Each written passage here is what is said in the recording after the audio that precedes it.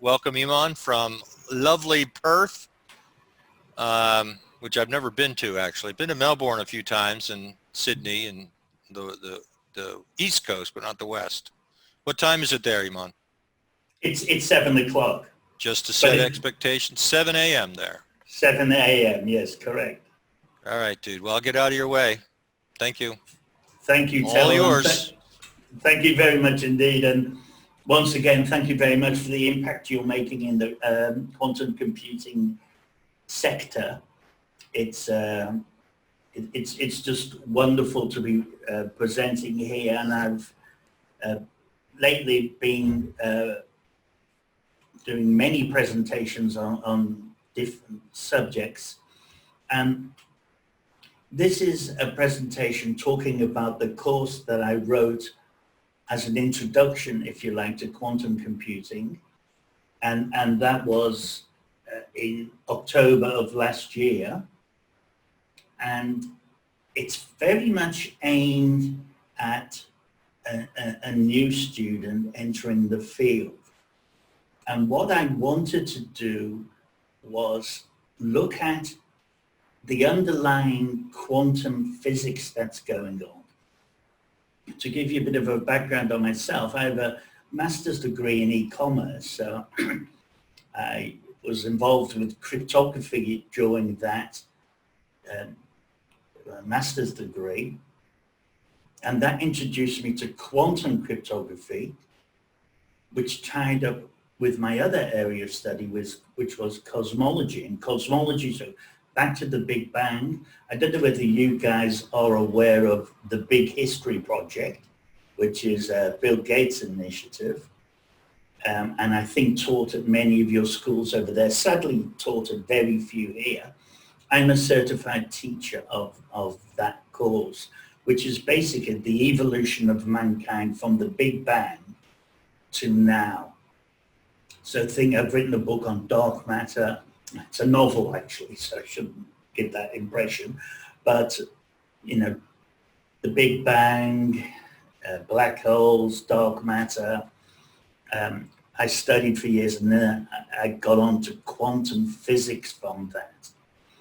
So I was just talking with Terrell, and I was saying a lot of people are coming into this industry directly from the classical computing industry, so they're systems analysts or computer programmers, and then they come in here, and I've come in from sort of both angles, which I find very important. I think understanding the quantum physics underlying the quantum computers, because quantum computers manages to harness, Richard Feynman's idea, to harness these mysterious powers.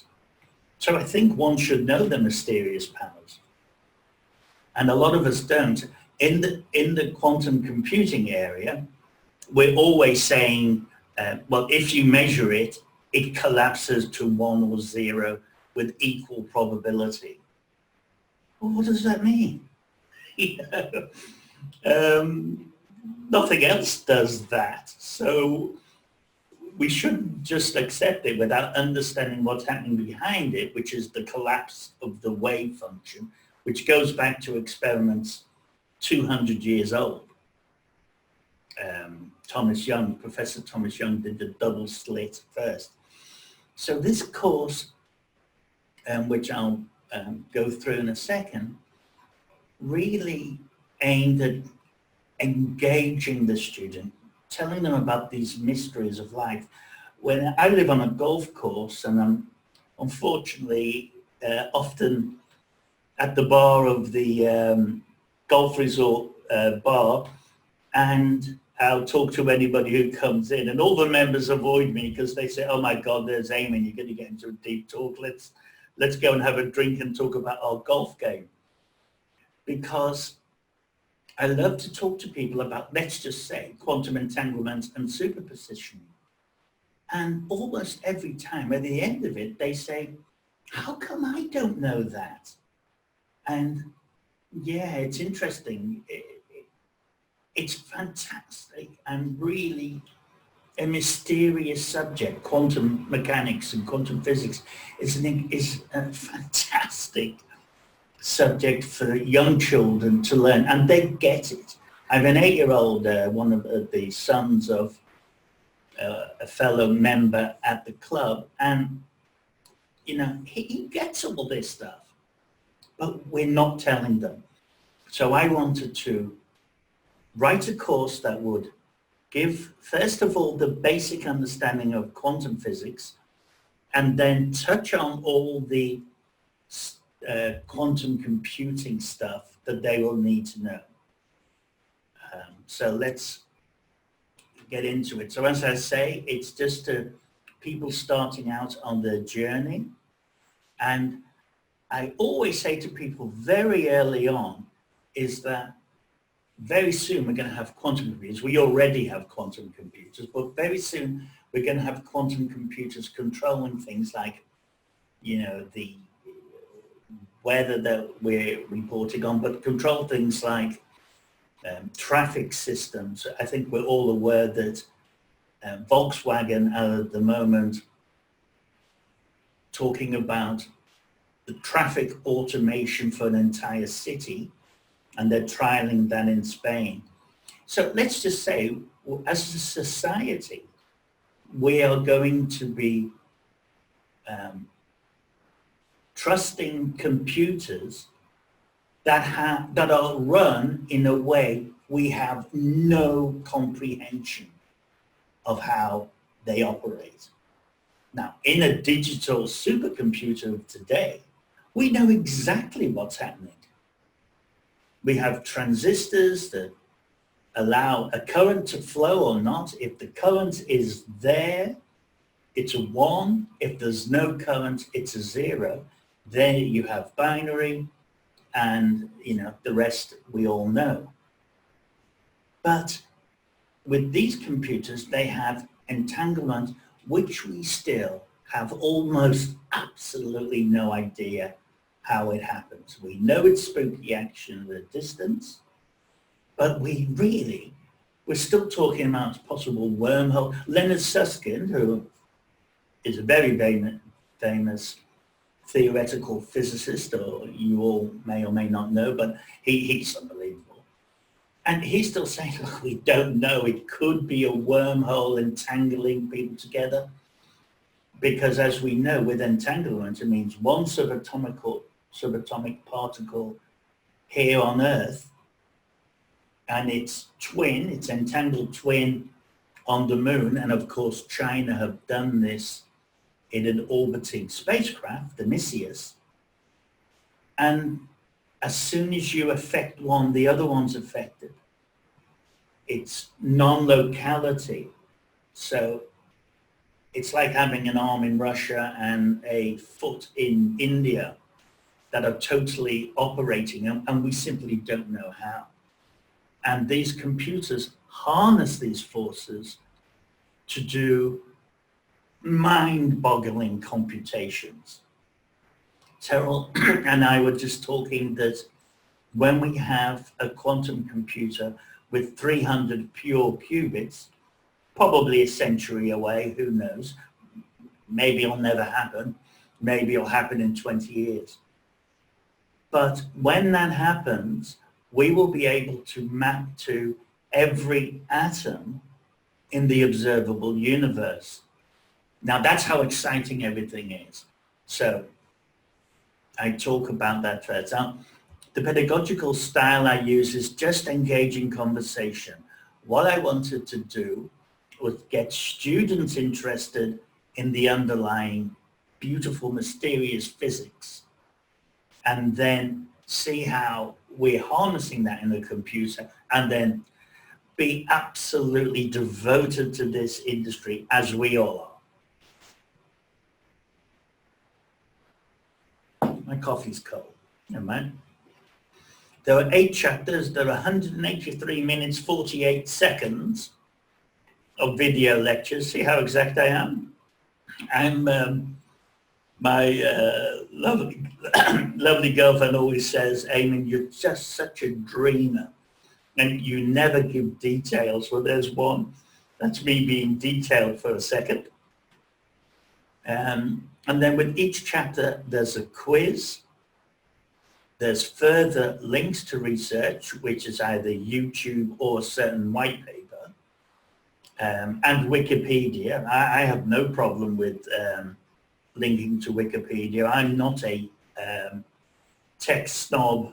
It's a bit like here with wine, you get a wine snob, and I'm not. I think Wikipedia has an amazing amount of fantastic resources in there, and so I linked to that a lot.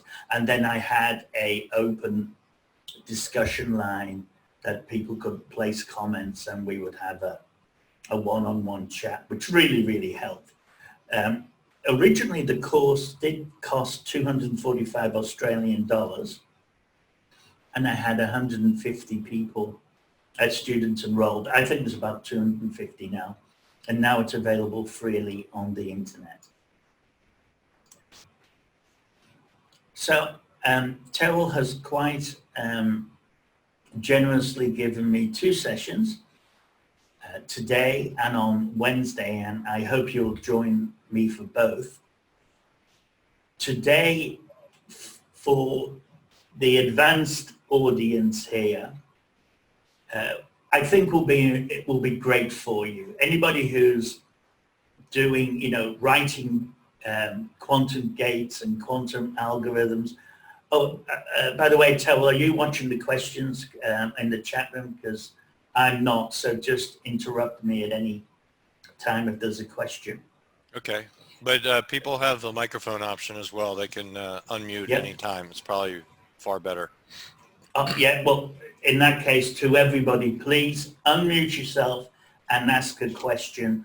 I love to be interrupted. I hate leaving all the questions till the end, and then it just doesn't feel as relevant asking that question at the end. So please interrupt me at any time, but I'm not looking at the chat at the moment because I'm here by myself. When I do a webinar, I normally have a techo here, Matteo Vinci, who's we're partners in a few things, business ventures, and he can answer the questions. But at this moment, I won't be looking at the chat, but I would love to answer any question. I think this session, which is going to cover the underlying quantum physics part of the course, which is the first 3 chapters, I think that's going to be really interesting to people who are writing quantum algorithms and quantum gates and have come from a PC computer science background and maybe haven't touched the physics, because as I said before, we keep saying you can't measure the qubit, and this will tell you why. I'll be covering things like the double slit experiment, which you may or may not be aware of, but the follow-on is the delayed choice quantum eraser experiment, which I did a presentation on last Wednesday. And that proves that a subatomic particle will collapse even if there's no measurement taken, but we know which way or which slot it went through. So if we try to understand, the whole point is Heisenberg's uncertainty principle. And I'll mention that again later, but Werner Heisenberg, one of the pioneering theoretical physicists into quantum mechanics, he came up with the Heisenberg uncertainty principle. And that is that you cannot know the momentum and the location of a subatomic particle at the same time. Now, it's not a case of we don't have our equipment isn't good enough. It's a case of nature stops us from knowing both of these things. And that sounds very dramatic, but it's true. And the way it stops it is by collapsing the wave function. So when we try and look at it further, it collapses into a particle from the wave function of probability, the probability wave function that it was before. So how amazing is that? But we'll get into that today. And then the next session is the part of the course that introduced the quantum computing side. Here's the website, which I'll click in a minute and then go straight onto the course. But as I say, it's available free of charge at the moment. The link is already in the chat. Oh, well done. Sorry. Yeah. Saram put it there. Thanks, Saram. Excellent. Now, this is chapter 1, the introduction. I might add that the course is written in Teachable. So I've used the Teachable courseware software. There were a few I looked at and Teachable appealed because it's so easy to use that I didn't have to learn some more software, which we all know drives us crazy. So with the introduction, there's 46 minutes of video lecture. I basically welcomed people. I told them what they're going to learn. I told them the prerequisites. I get this an awful lot, and in fact, subconsciously people think, oh, I can't do quantum computing. I'm no good at maths. And obviously, a knowledge of mathematics, the further you want to go, you're going to have linear algebra, etc., etc. You've really got to understand, and I do touch on linear algebra. You have to understand that, but I do make rather elegantly the point, all you really need, there's only one prerequisite, and that is curiosity. And even though that may sound kitsch, it's actually the truth in my opinion. We all are really curious about what's going on and how fantastic it is. And I always loved maths, but even if I didn't, I know that I love this field so much that going back and learning some linear algebra is not going to kill me, and is really useful actually. And if you study some of the work the mathematicians have done in the past, it's fantastic. 2,000 years ago, Eratosthenes measured the circumference of the Earth, and I think he was about 5 to 10 kilometers out, i.e. he was very close, and he did it with a stick. I don't know whether you know that story or not, but it's really interesting and for another time. But I do talk about the incredible potential of computing, and in there I mentioned Shaw's and how the financial system is going to change, and also the 300 mappable atoms in the universe, observable universe that we will we will get to. So that's getting them excited in the introduction. I then spend 40 minutes talking about the Holy Trinity of quantum physics. It's the title I've given it, which is basically entanglement, superposition, and quantum tunneling. In the course, and whenever I'm talking to people, I always start off by explaining what the quantum realm is. So it's basically anything smaller than an atom, subatomic. Although that dividing line between the quantum world and the classical world we live in is moving slightly, because some of the quantum forces we are applying at an atomic level, which is exciting. But I always say when scientists first had the equipment to go smaller than the atom, so when they had the ability to look inside the atom and investigate that quantum world, they were amazed. And we're talking about 1900s to 1920s. And they found that the classical or Newtonian forces that we have in our world, which we thought would obviously also apply at the quantum level, just don't exist. So the four fundamental forces of gravity, electromagnetism, strong nuclear, which keeps the atom together, and weak nuclear, which is radiation, uranium, etc. These forces don't exist at the subatomic level. But what does exist are these mind-bogglingly incredible forces, which are quantum entanglement, superpositioning, and quantum tunneling. So when I go into the course, we'll take a look at quantum entanglement and superpositioning from here and show you a few snippets and a few questions that are on the course. The questions are very basic. At the moment, the one word that I would use that was always in my mind was the word encourage rather than discourage. So I didn't want to make the questions terribly hard and to go into terribly hard mathematics.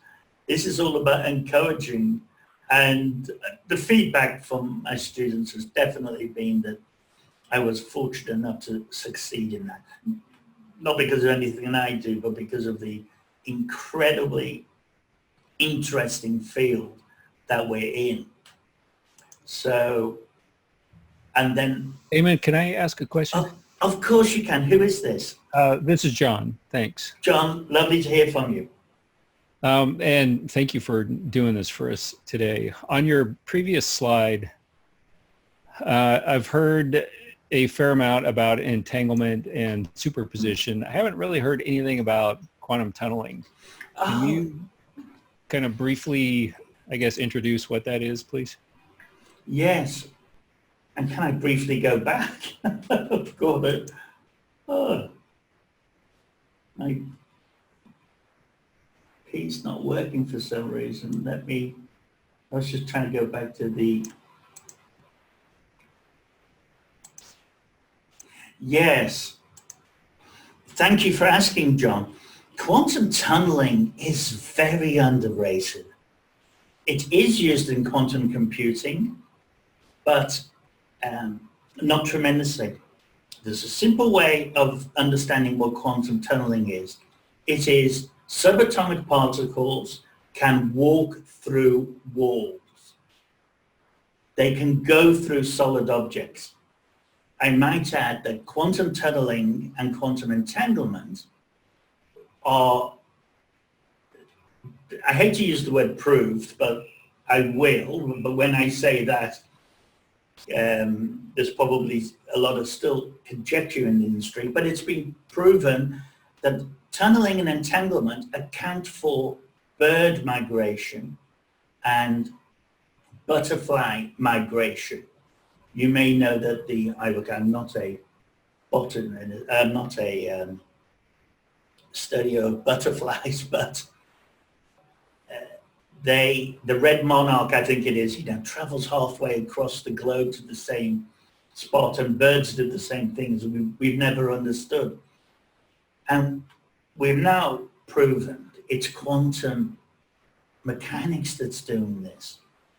And the way it does is that the Earth's magnetic force is, even though it's very, very weak for a bird, is felt. And it goes from their eye, which is entangled, to a neuron, but it actually goes through, it's instantaneous, and the subatomic sense goes through the arteries, if you like.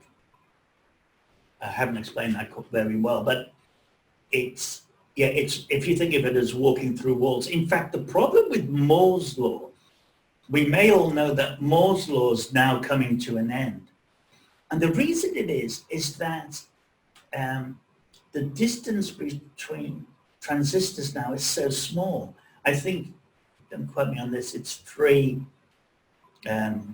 nanometers or centimeters or whatever, but three very, very small units, almost Planck length-ish. Not quite Planck length. But it's a very small space now. And it's not a case of cramming them more on. What's happening now is that quantum tunneling is taking place, which is ruining all the calculations. So with the digital computers, supercomputers of today, it's not just a case of can we get more and more transistors on. There's a problem now that quantum mechanics is taking over. And whether, as I mentioned before, there's a current here or there isn't, the current is going through the wall of the transistor because it's so small. And like all the other forces, we simply don't know how it works. It seems to borrow energy. So if you imagine, I do recommend you look at it on YouTube, but you imagine if there's a wall and you're bouncing a ball against the wall, every so often the ball will go through that wall and it's borrowing energy from the future and then paying it back later. And I'm going to get to it later, but the delayed choice quantum eraser experiment talks about how time, the temporal features of quantum mechanics and how that can be used. Time is non-existent in the quantum realm. Subatomic particles can be somewhere before they've arrived. There is no question that the delayed choice proves that events that have already happened can be altered. Think about that. And that's done through, I think other people call it as well, the double slit plus entangled particles. So by using the superposition and entanglement, as we do all the time in quantum computing, actually affects time. And it shows incredibly how that could happen. John Wheeler, who's a very famous American physicist as well of the 50s and 60s, he had a Gedanken. A Gedanken is a thought experiment. Einstein was famous for them. But he said, you could have a photon traveling from a quasar billions of miles away. What happens is Einstein's general theory of relativity showed us that gravity bends and warps time. That's why in a black hole, time stops. So there's a thing called gravitational lensing that Einstein came up with, which means that the series of photons from the quasar will go either left or right around an intervening galaxy between Earth and the quasar. Now, this photon could have been traveling as a wave for 10 billion years. But when it gets to Earth, depending on how we measure it, if we just look at it and we know, if we measure it, then it's a particle. If we put it through an interferometer so that we don't know where, we're not measuring it, then the particle's a wave. The upshot of it all is that a photon could have been away for 1 billion years, but the way we view it now means that it could be a particle. So the whole billion years has changed. I got off quantum tunneling a bit there, but I think you see how amazing quantum tunneling is. But just think of walking through walls. And then the final one for today, so this is chapter 3, and the final one I'll go into today. I talked about, I really explained the history of classical computers, the ENIAC.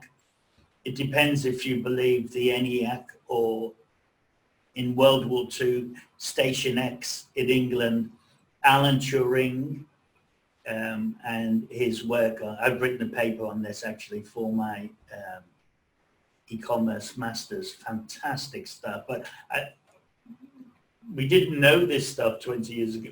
It was classified just 25 years ago, but now everybody knows about Station X and the Enigma cipher, which was voted the greatest intellectual feat of the 20th century, the cracking of the Enigma.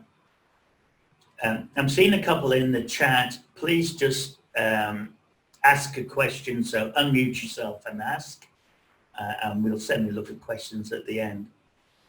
But yeah, the Enigma cipher there was a computer called Colossus, which the British had to dismantle at the end of the war, so that they were worried about it being discovered by foreign powers, if you like. And so the Colossus or the ENIAC, no matter which one came first, the reality is that all of these computers, every computer there's ever has and ever will be, the fastest digital computer on Earth at the moment at Oak Ridge, the IBM super mainframe at Oak Ridge, is binary. It just has more transistors and can do tasks very, very quickly, but they're all binary. If you're binary, it means you're processing linearly. Whereas a quantum computer, with these strange forces of entanglement and superposition, well, especially superposition, process exponentially. Now, that might think, oh, great, so it's going to be a bit faster. Let me tell you how much faster it is, which is why we can do things like personalized medicine and come up with the vaccines and the interactions of atoms on a quantum computer in the future. And I always use this example, and I think I did on the course, I can't remember now. I'm asking you, so you can answer.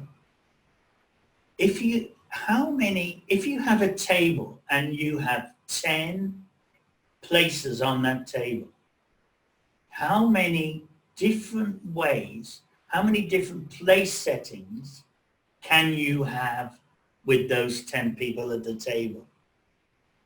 So if anybody's brave enough to come off, unmute themselves and give me an answer. It's not a trick question, am I that? So 10 places at a table, how many different ways can we muddle them all together?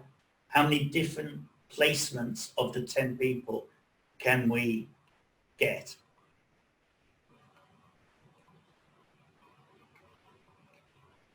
Is nobody feeling brave? I will take a shot. Is it 10 permutations? 10 permutations. Yeah, it is, but what number? It's the factorial of 10. And what do you think that number is? And look, thank you, Sanjay. I think it was Sanjay who asked that. Let me give you the answer anyway, because I always have a lot of fun with this, which again is why nobody will talk to me at the bar. It's a I'm very sorry, large who was that? It's a very large number. I can't calculate it right now, but it's quite large.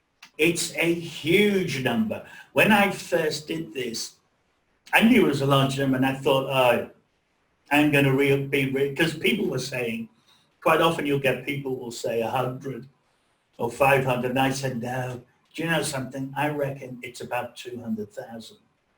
And I thought I was being really clever. The answer is 3.6 million. And this is because it's exponential. It's a little bit like the birthday paradox. I don't know whether you know that one, but if you have a room of 23 people, there's a 50-50 chance that 2 people in that room will have the same birthday and month. And I do that all the time too, which is a party piece.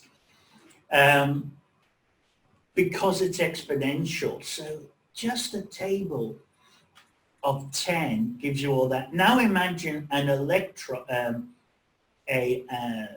an atom, 2 atoms combining, which is essentially what happens with medicine and what happens with a vaccine.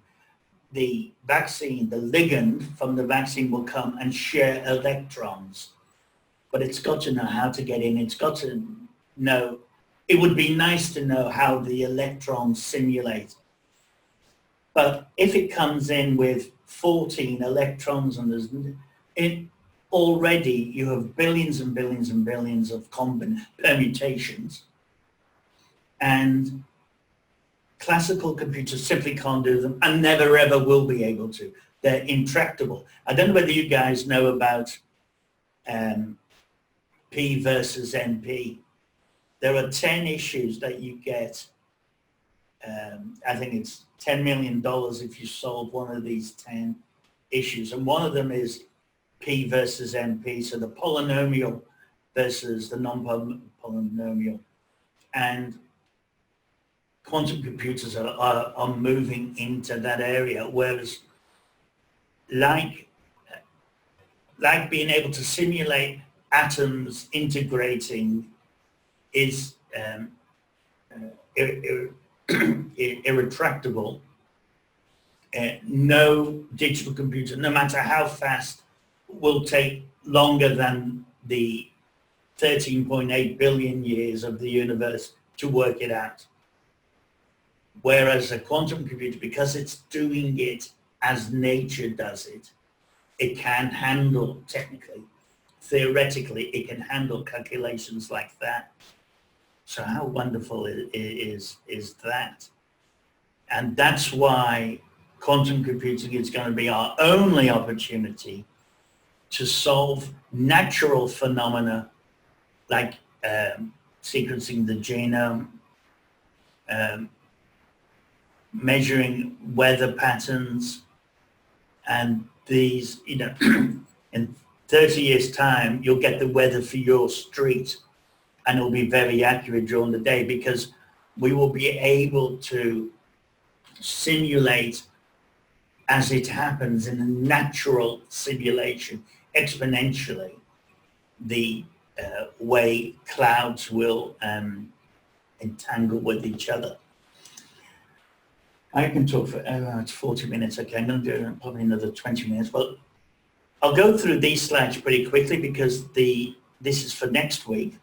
I talk about the subatomic electrical orbitals, because basically all this is about how far the electron is from the nucleus.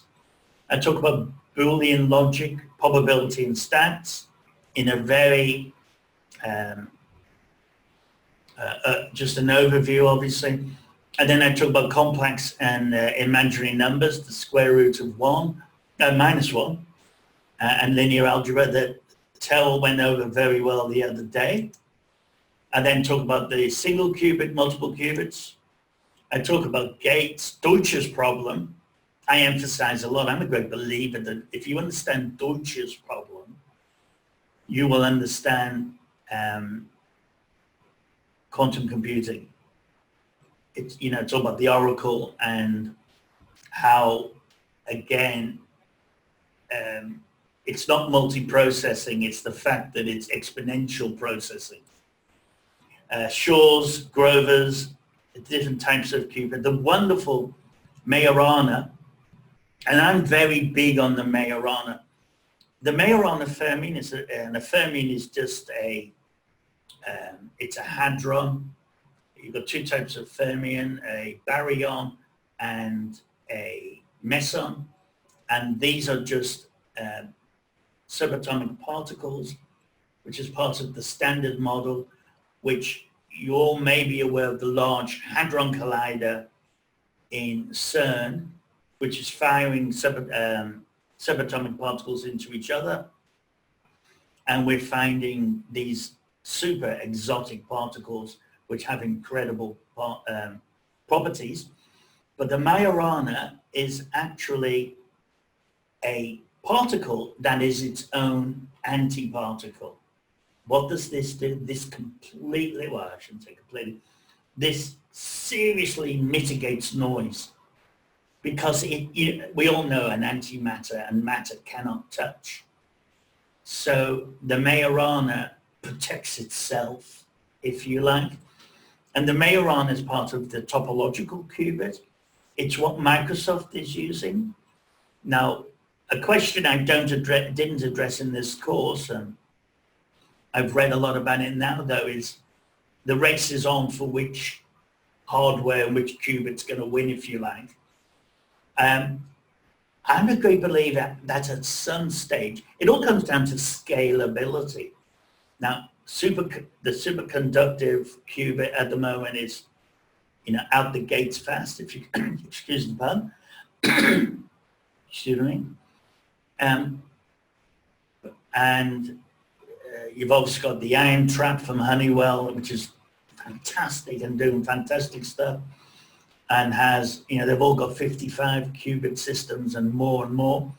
Microsoft have about half a dozen or something like that. But it's going to scale very quickly when it does, whereas the others will inherently need qubits to error correct other qubits, so that because of noise and decoherence, I think we all know that. I don't have to explain that. Now the Majorana, so the Microsoft solution, the topological qubit on the Majorana has significantly less noise to worry about. So I talk about that again at it's only 3 minutes, a very general level. I talk about the Microsoft experience just to tell people that as soon as they get going, they can use it. And I talk a bit about Q-Sharp, but look, they're 3 minutes each, so it's no big deal. Oh, I don't know why it's not letting me go backwards. But I'm now going to take you on the course for about 10 minutes or so, or 20 minutes. Are there any questions now before I go on there?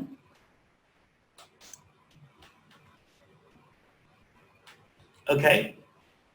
So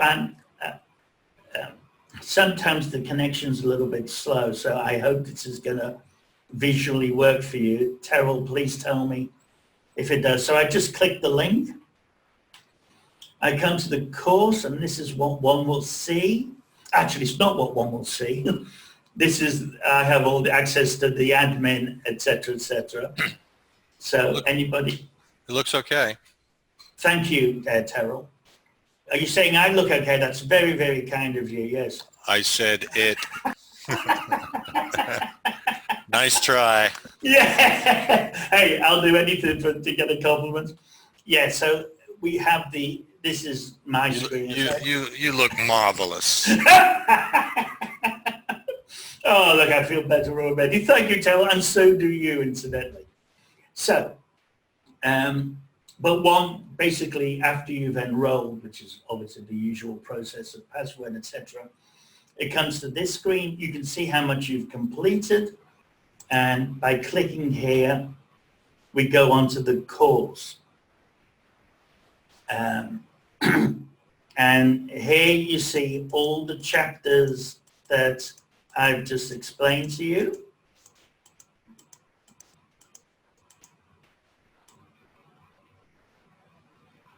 Oh, I didn't explain the last one after Microsoft and IBM. I did want to, it's always important, like with every meeting, to have a next step. So where to from here? And the Z2A of quantum computer was going to be my next course, which I still haven't done. So yeah, I told people basically, think about getting a degree if you're young. If you're young and you're fortunate enough to be at high school, start listening to your maths teacher. And then my intention was always to write a more detailed course on every one of these, which I will do at some stage. Now, I can just click on any of these. So I will go to the incredible, I shouldn't have double clicked on.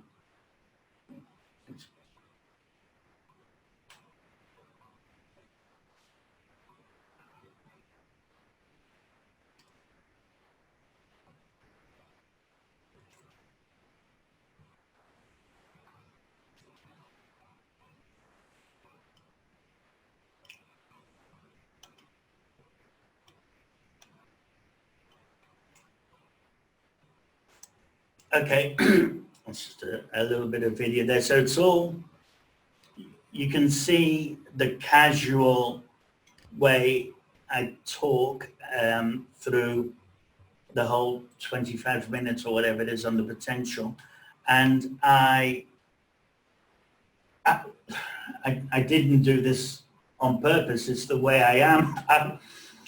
When I give a year, instead of it being the exact year, which I probably should have looked up and give the exact year, like Einstein's photoelectric effect, which proved that a photon, which is an empirical unit of light, a photon was a particle.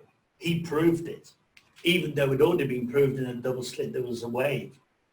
But he did it in, and I still don't know the exact date, I always say 1905, I think it was. But the point is, I'm not big on detail, because it doesn't matter if it was 1905 or 1912.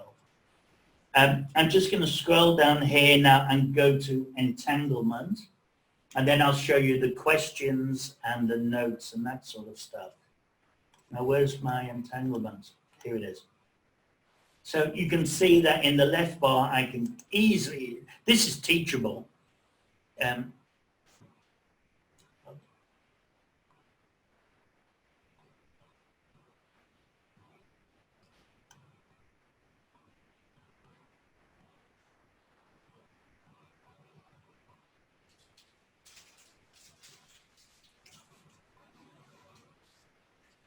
Your audio's not coming through.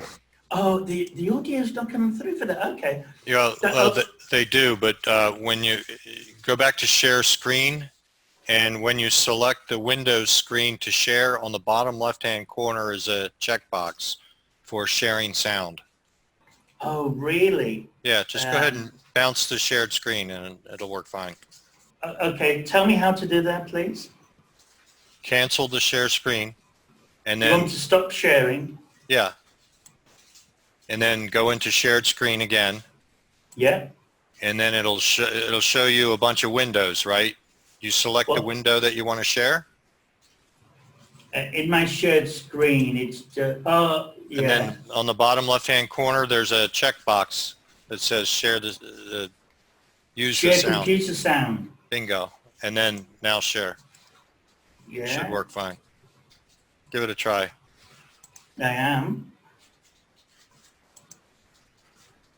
One of the greatest. There you go. You're good.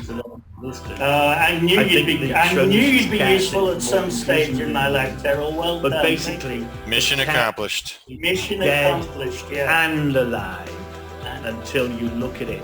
And then when you look at it, if this one's dead, then the other one's alive. Okay, so I don't need to take you through the whole 20 minutes of the quantum entanglement there. Here are the research links, and if I click to any of them, in these cases, they're all YouTube, and they're my favorite ones on quantum entanglement. There's no point in reinventing the wheel, we all know that. So all of these research links I like to think are really fun, easy to watch explanations of entanglement and superpositioning. I have here then the quiz for each subject. So directly beneath the video, the student just has to come down to the links. The questions, I won't ask you because it'll take time. What famous quote describing quantum entanglement was provided by Albert Einstein? Subatomic particles are like the left and right pair of his shoe. That actually, Albert Einstein was totally against quantum entanglement at the beginning. This would be about the 1920s. And I think in the 30s, he proved that it didn't exist, if you like. And for 20 years, or 30 years, people believed quantum entanglement didn't exist. He was saying there's a hidden variable that we don't know about it, and this is called the EPR paradox. So he was saying it's like having two shoes. You've got a shoe here and a shoe on the moon. Well, if you've got a left shoe, then we immediately know the other shoe on the moon is the right shoe. So there's nothing going on. There's no communication going on. And in the mid-60s, a physicist called John Bell, an Irishman, good old Ireland, my parents are Irish, he proved mathematically beyond doubt that quantum entanglement does exist. That it wasn't just chance, if you like, it was real. But to get back to the quiz, so is it that? Spooky action at a distance, we all know it's that. So if you click it, and then if you check, you can see, yes, you were correct. Another, it's a quiz.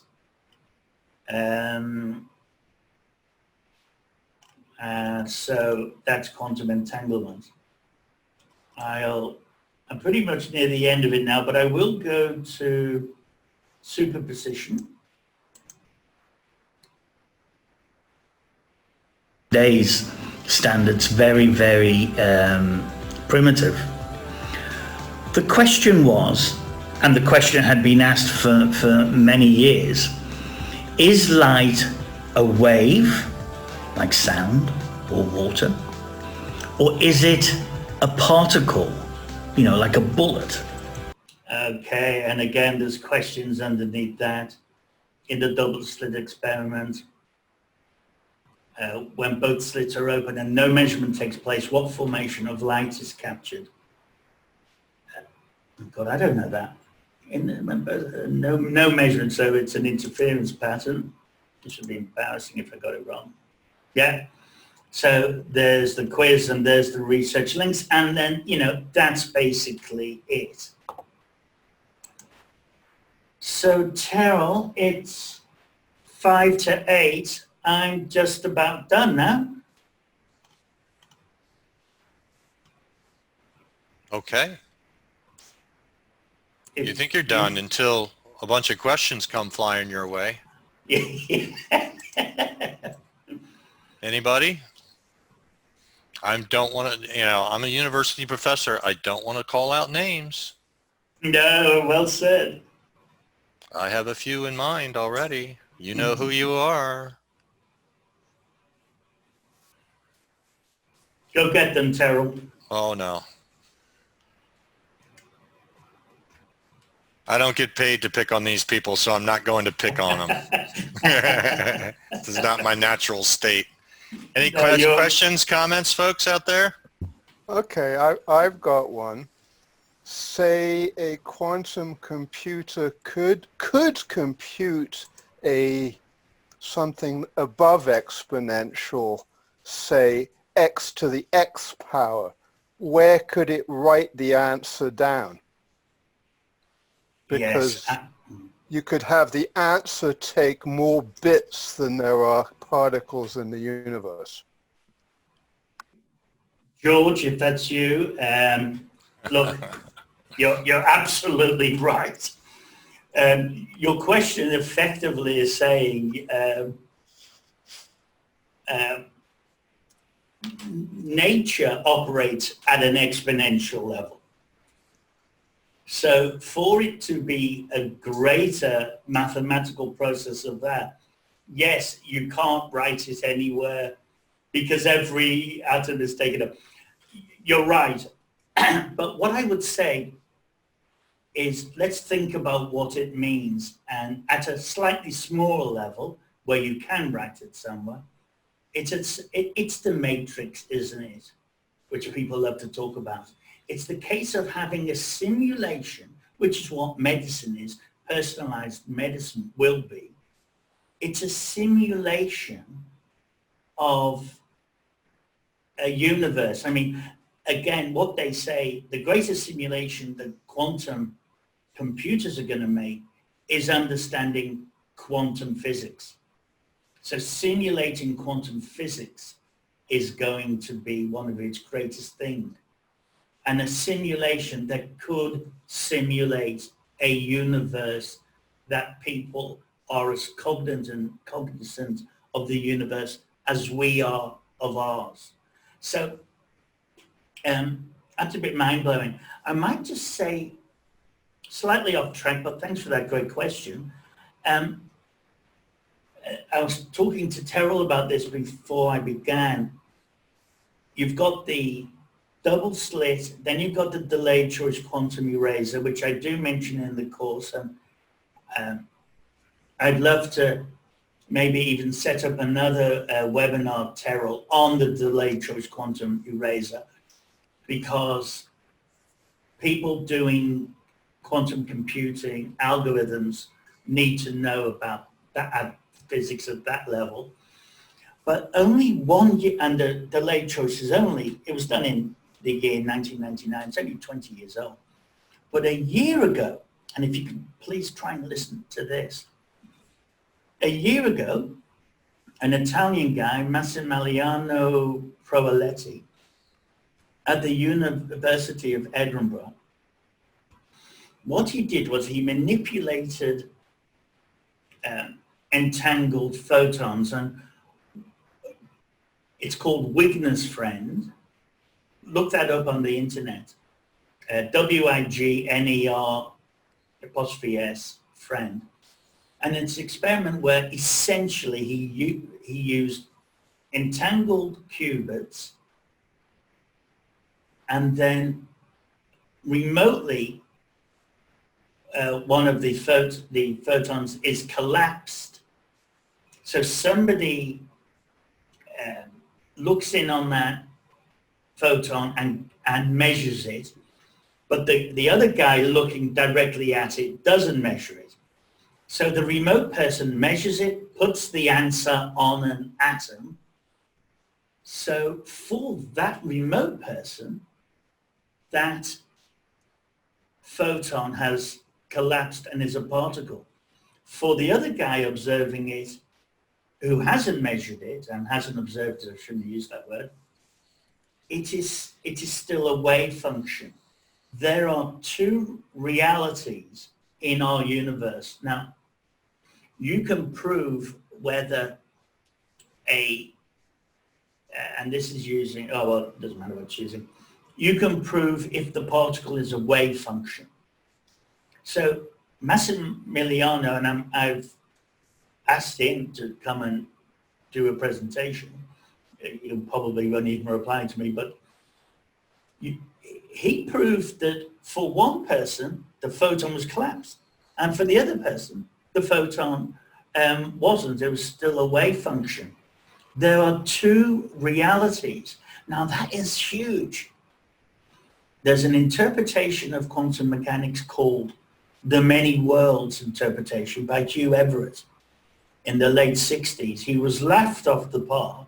He was very upset that, and he even put his research to one side because people laughed at him when he said, okay, the Copenhagen interpretation is when you measure the wave function, it becomes a particle, and that's the most common interpretation of what's happening. But that means that the world, the quantum universe, it's probabilistic. And Einstein said, he very famously said, God doesn't play dice, i.e. it must be a deterministic way. Hugh Everett went on with this and he said, hold on, it's collapsing everywhere. When you measure it, you become entangled with the photon, and in your universe, your world, it has collapsed.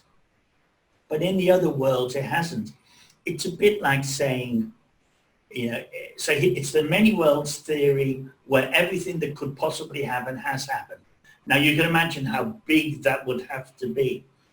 Every single second, every decision you make there were many other alternatives, and all of those alternatives have to happen. The good thing is that means it's deterministic. But the bad thing it means it's just a bit crazy, you know. So is there a universe out there where, you know, Germany won World War II and that type of thing? And that was obviously thought of as a little bit, go away, Hugh, you're talking rubbish. But now, and only 12 months ago, Massimiliano has proved that two different realities contradictory realities exists in our universe. Yeah, and that's amazing. So, yes.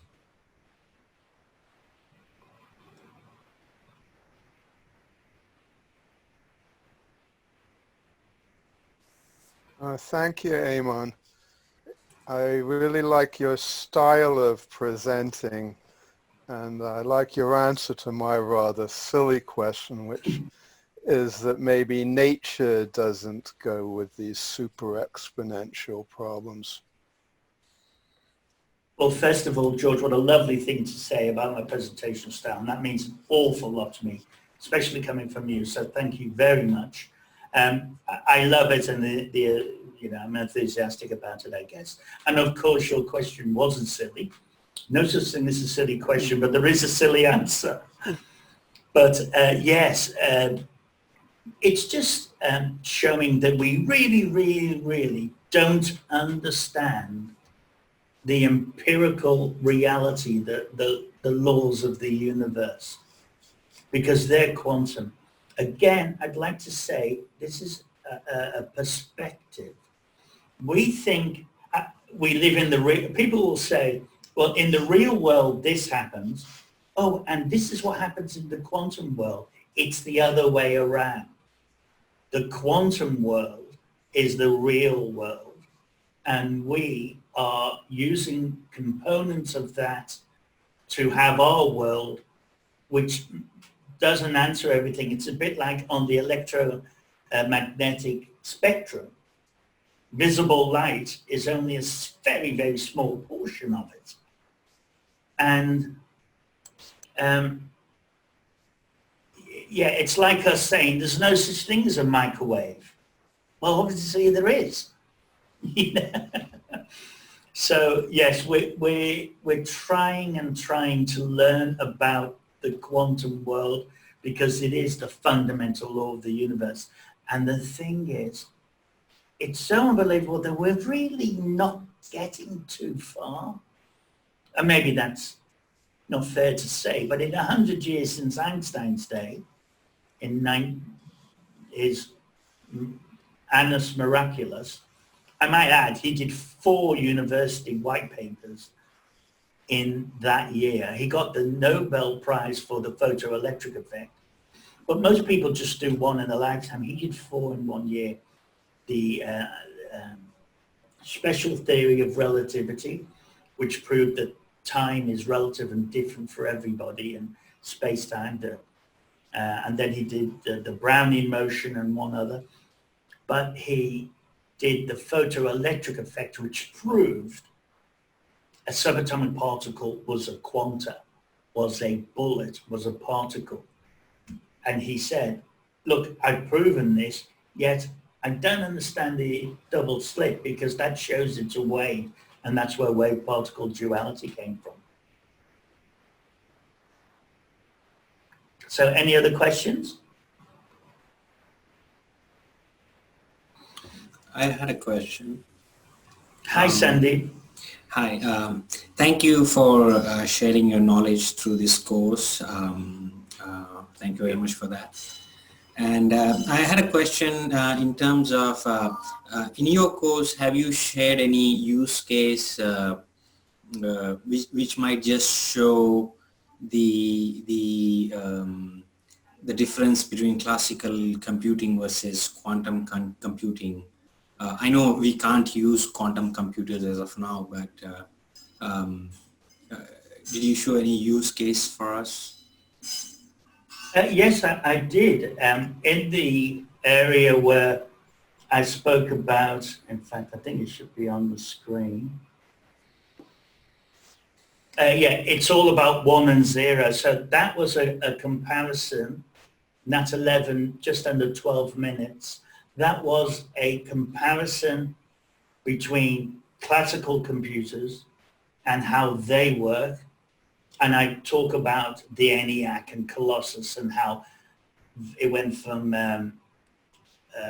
valves to transistors to microcircuits and all of that. So I went through that and compared it to quantum computers.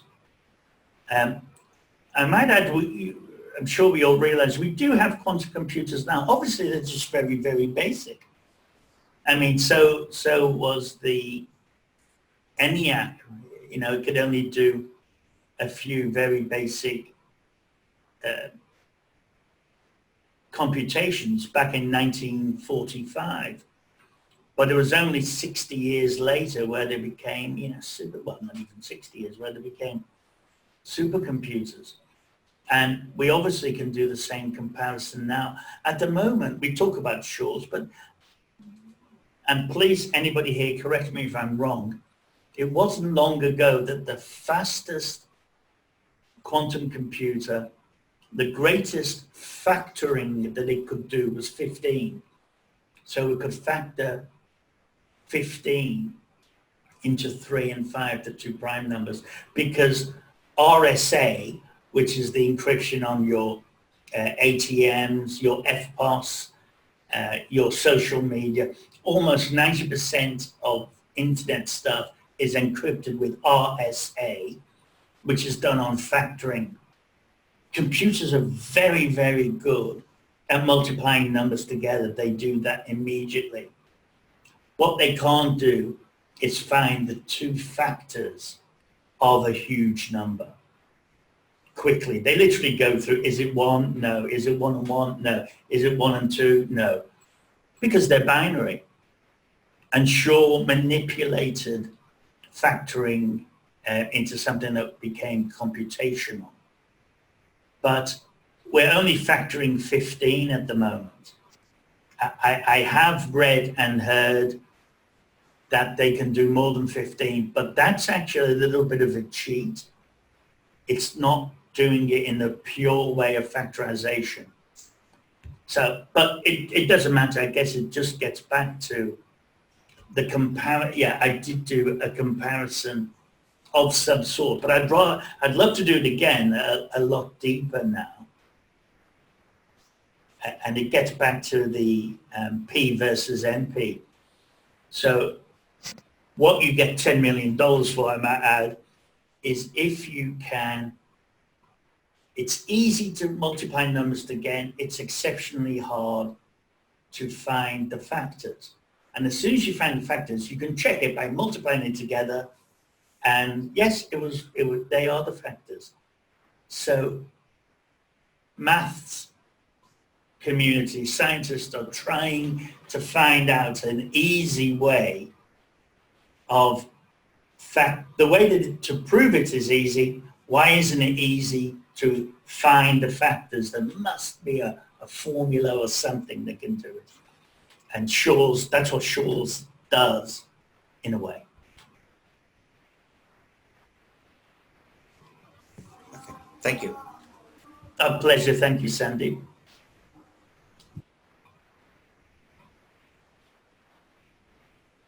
Any more questions? There was one from Lloyd. How is entanglement related to the Einstein-Rosen bridge? Oh, right. Great question.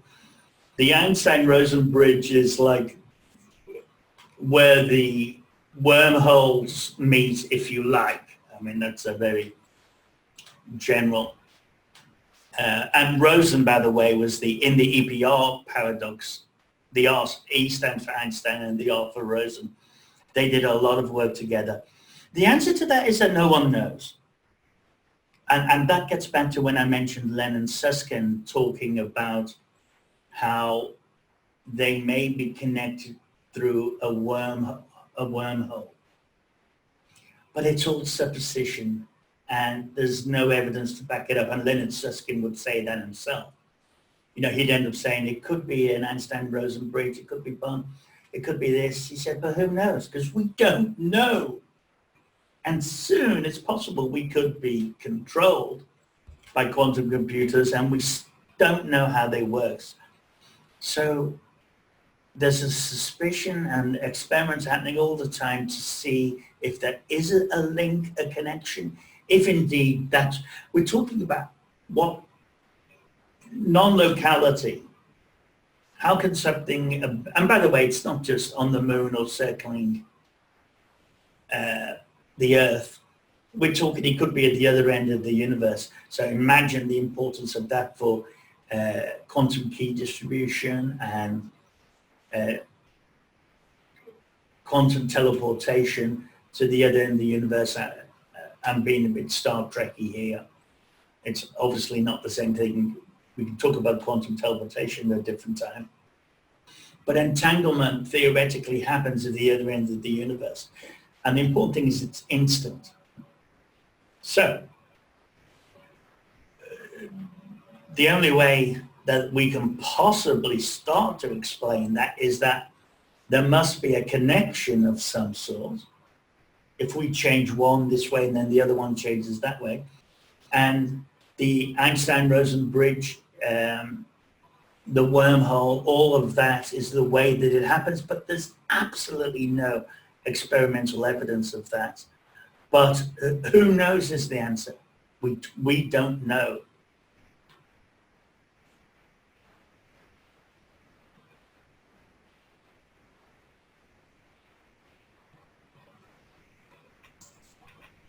You mentioned the Honeywell Yes. quantum computer earlier. I've heard some people from Honeywell describe something they refer to as mid-circuit measurement. Yes. Really talking about how it works. Do you have any insights in what that's all about? John, that's a great question. And do you know why it's a great question? Because I asked it in an email just about a week ago. I could even share with you, if you can get in touch with me somehow, the response I got from Honeywell. Look,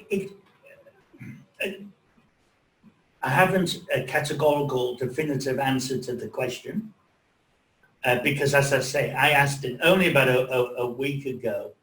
How can they do a measurement mid-circuit? And it gets back to this linking. It gets back to numbers of entanglements. So if you entangle A and B and then entangle C with B, then C is entangled to A. But you might be able to measure C without disturbing A. It's that type of thing. I don't know whether you've ever heard of temporal quantum entanglement. And this again is experimental, but I have seen a couple of papers on this. So it's like having a code where the pin code is written on an atom in the future. And it's the theory of it is that you've got an entangled pair, and then you've got another entangled pair, and then you entangle another one, but you somehow, and don't ask me how because I don't know, excuse me,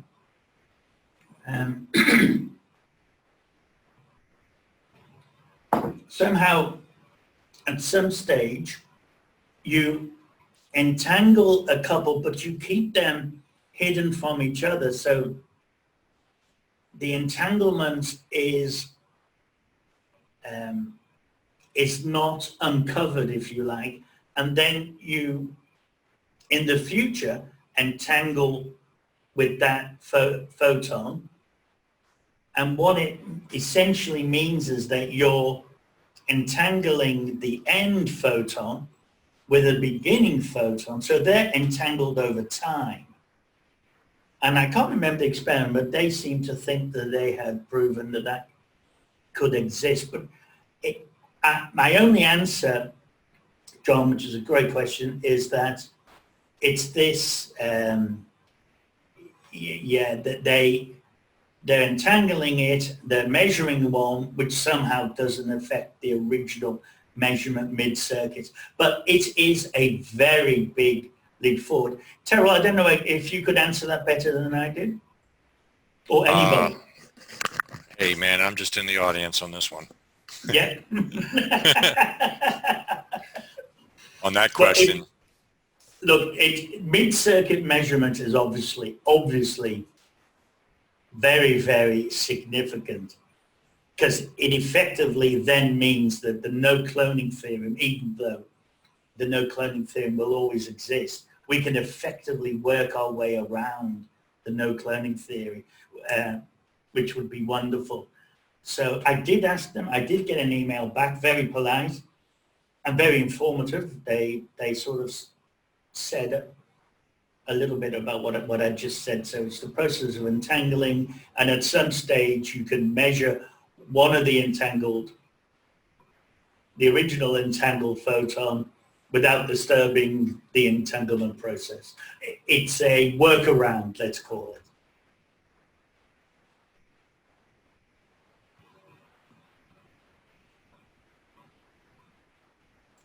For the home gamers out there, I just put a link to an article in the chat if you're interested in digging into this a little bit more.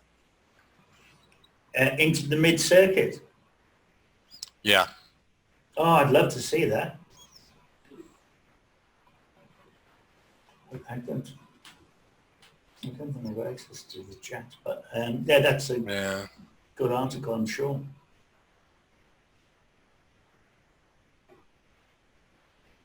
Actually, it's just regular, just a normal, there it is. Honeywell's claiming qubits that are so free from corruption that they've achieved a first mid-circuit measurement. That is, the system can interrogate the state of qubits of a qubit during a computation without damaging the states of others. And based on that observed qubit, it can change what the rest of the computation does. They're of course not telling you anything more than that.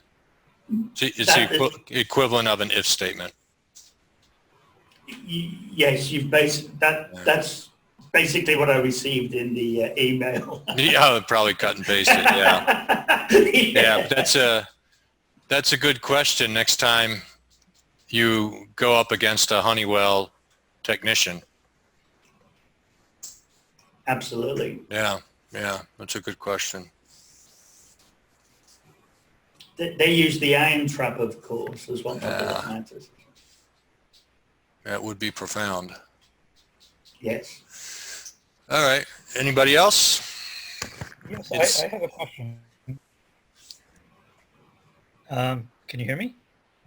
I can hear you. I don't know who it is. If you could introduce yourself. Yes, this is Sanjay. So my question is about entanglement. And yes. my understanding is that currently when we entangle two quantum objects, we do so when they're near each other, and then we're able to move them further apart. I believe last year China did an experiment where they entangled two particles. One remained on Earth and the other one they took into Earth orbit to see if they remained entangled. So my question really is, do we know if theoretically if we can entangle two particles when they are not near each other? For example, if let's say we sent out another probe like Voyager, wait until it goes leaves our solar system, and at that point we decide to entangle two particles. Excellent, Sanjay. Voyager has actually left our solar system. It's either in the Oort cloud or on its way very much towards it, but it is beyond there. Entanglement does occur naturally, and I can't say 100% whether I've read anywhere where they are entangled already far apart. But let me now talk non-scientifically.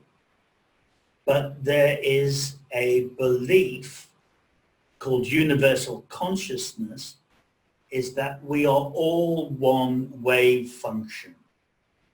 So everything is entangled to everything. If you think about the Big Bang, and the Big Bang did happen, we've with the cosmic microwave background, we've got the fact that we know the universe is expanding.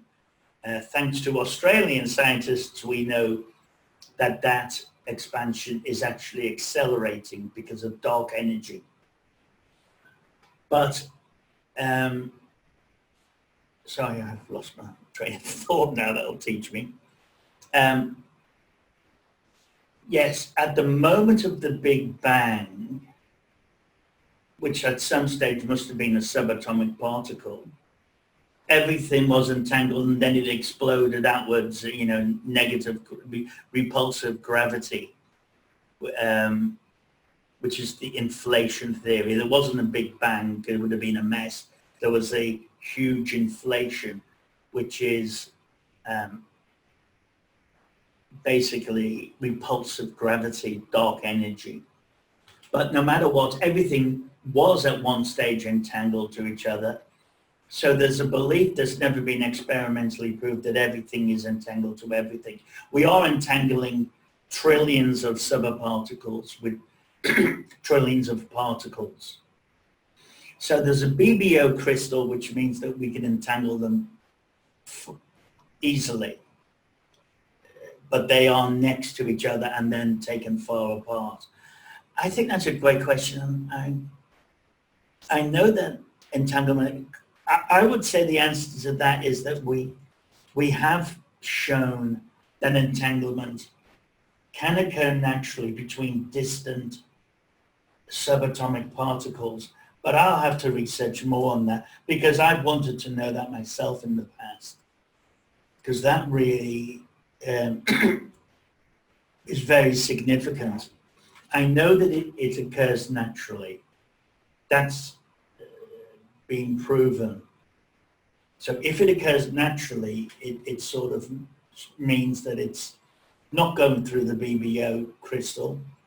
It's a natural occurrence, which means they would be some distance apart in the classical world, which is like an enormous ocean. But you're quite right, and I mentioned before about the Chinese